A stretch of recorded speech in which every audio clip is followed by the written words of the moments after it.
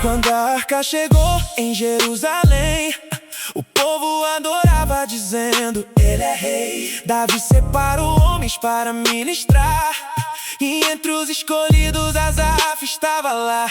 Com símbolo de bronze em suas mãos, levantava ao céu a mais pura adoração. Não era apenas música, era entregue em unção. Cada nota carregava o fogo da presença. Então ele lembrava ao povo quem Deus sempre foi, aquele que salva, que guarda e constrói. No som da harpa, no toque do altar, Asaf ensinava Israel a adorar. Toca Asaf, faz o céu descer, que o som da adoração faz um milagre acontecer. No templo ou na batalha, Deus jamais falhou. Quem canta com verdade sente o mover do Senhor.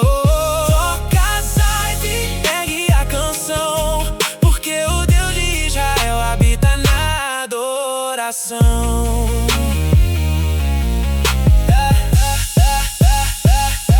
Davi confiava naquele adorador que ministrava diante do Senhor. Jeiel e seus irmãos também estavam lá, mas quando Asaf tocava, o céu fazia estremecer o lugar. Sua missão não era fama ou posição, era fazer do louvor uma eterna oração. E até hoje os salmos ainda fazem lembrar que um coração sincero Deus vem visitar.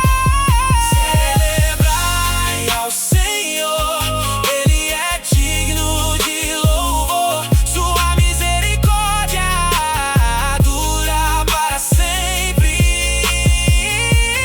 Celebrai ao Senhor, Ele é digno de louvor. Que toda a terra exalte seu nome eternamente.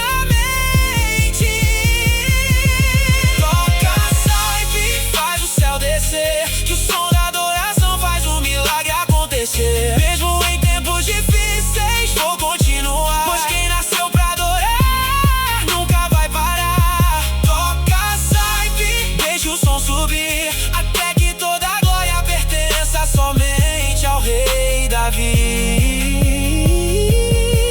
ao rei Jesus que vive e reina aqui.